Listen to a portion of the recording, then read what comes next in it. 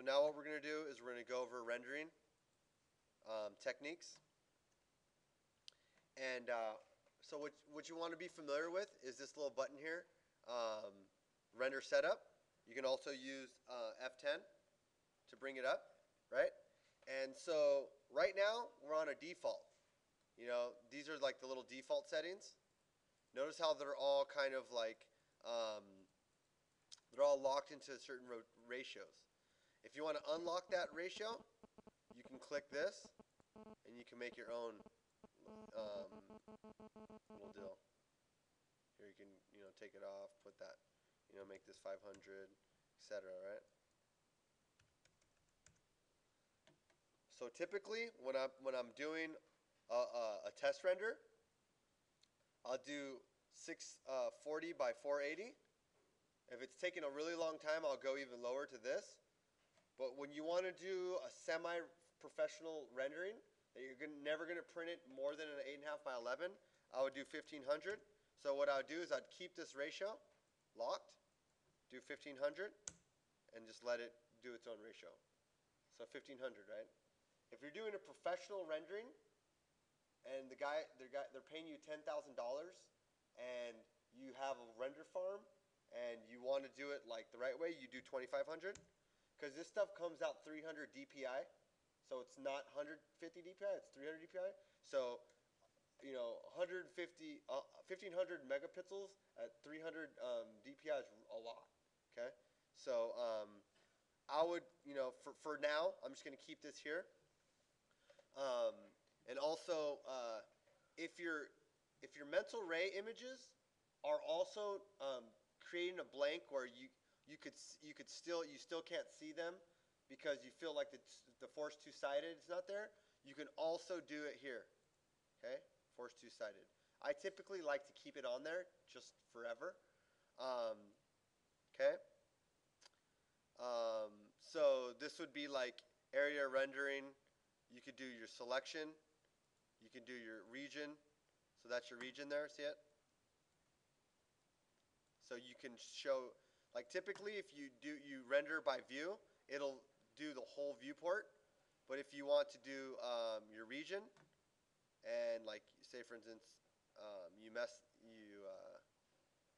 crop this and change this. So for instance, I make this 1000, right? You notice that your region's different here, right? So that's how you would do like you would mess with the crop and the blow up. This is what's going to render. This here is what's going to render on the inside, and this is just your safe screen. So you know exactly what you're going to render. I typically like keeping it on view, but it's really up to you what you want to do. I just want to let you know that that's there. Also for render outputs, right? So if you want to render something and just leave it, you could render it, and then your image will stay, on the render box. But you can go here to render output, and then you go to files, and you go to where you want it to be, right? Test. You go to format. Always either save it in a TIFF file. I'll just say save it to a TIFF file all the time. Okay? Because TIFF files have alpha channels. You always want to keep your alpha channel. See how it asks me? Store alpha channel. That's the magic box. Always select it.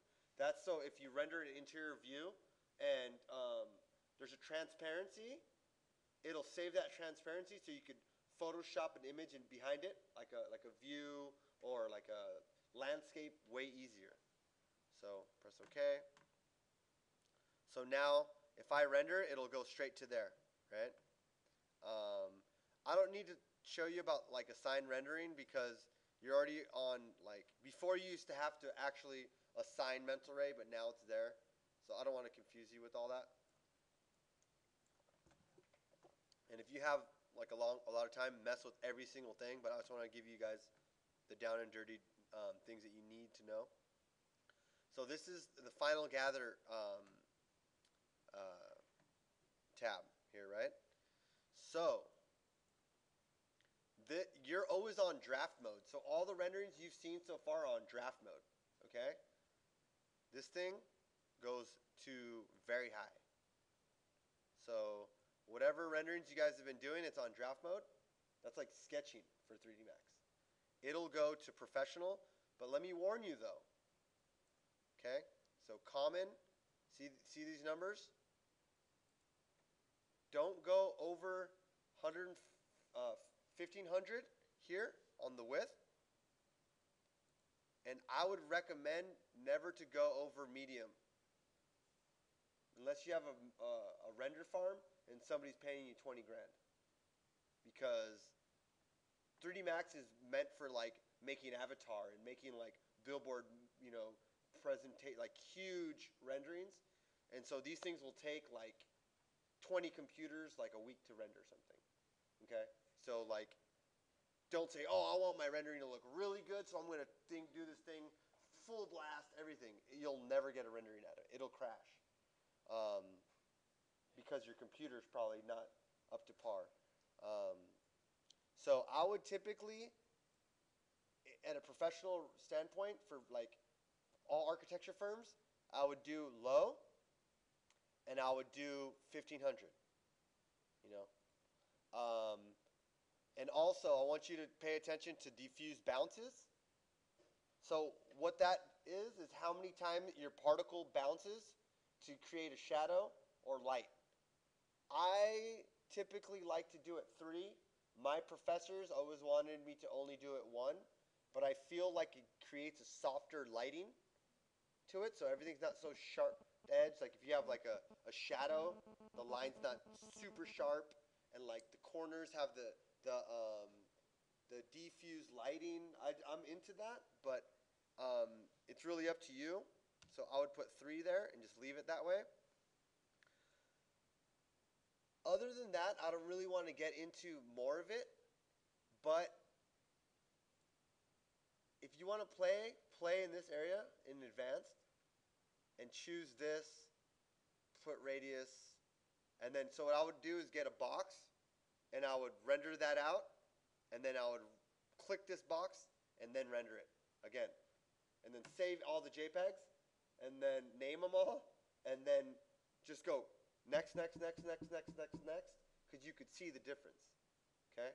Through my experience, I keep this all as 3, and then I'll keep this radius here, but for now I'm going to leave that out, because you do need to.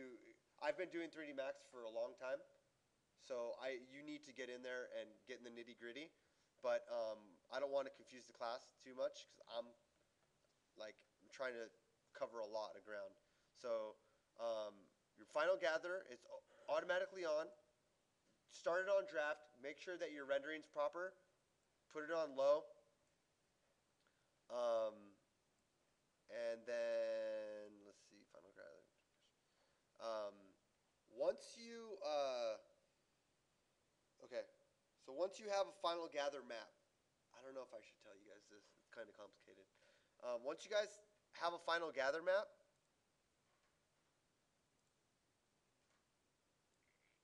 I don't think you guys are gonna need this.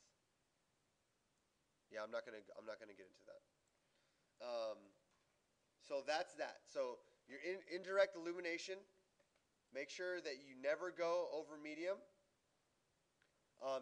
You could practice it and put a regular piece of geometry, and then you could render that at super high resolution and super high, final gather, and then you could see the difference. But do not do it on a complicated model. It'll take forever and it'll crash your computer. Let's see what else. Okay. Processing. Okay. So we got that. And then I'm also going to go over night lighting. Okay. So if I press render now, it would render, and it'll go through. but I'm on the clock right now, recording. So I also want to show you guys um, that night lighting. Okay, so everybody's interested in that. I want to show you guys.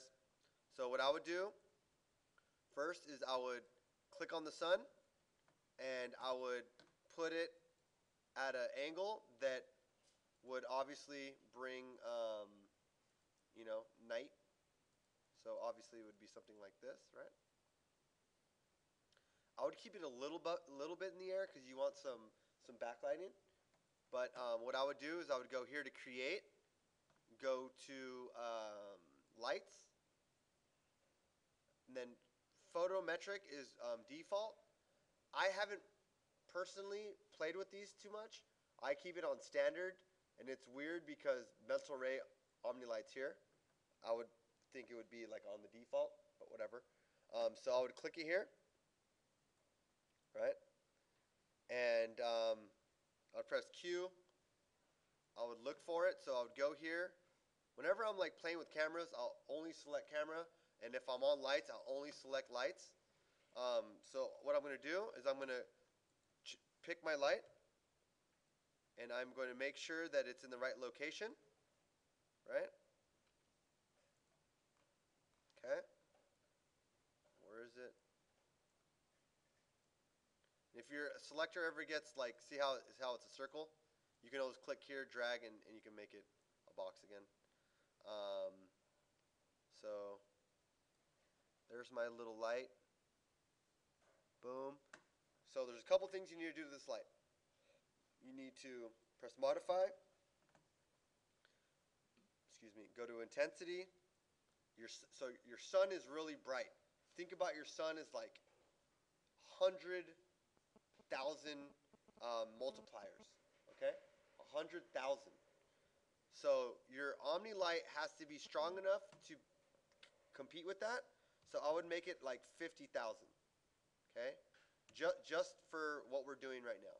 Okay, and what you need to do is you need to make sure you do your far occlusion and press use, and look at what it does.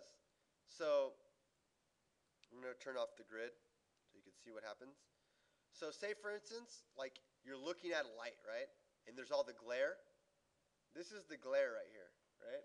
You ever take a picture and then the sun's glaring, right? This is the glare.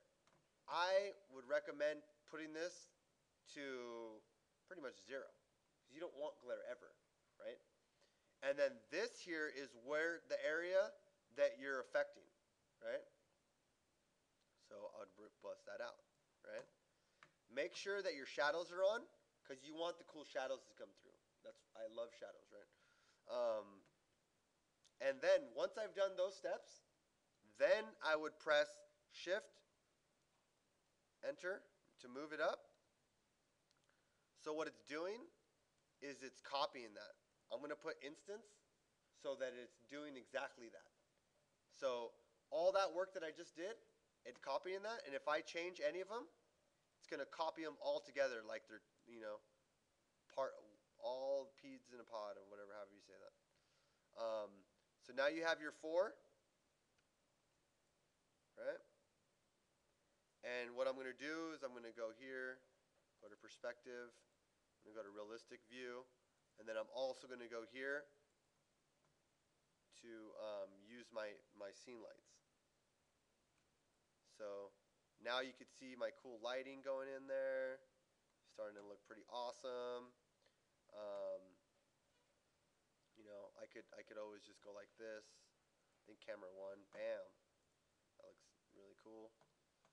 So I'm going to render this out, and I'll see you guys on the other side. The next video I'm going to show is to do tricks for sectioning and also geometry.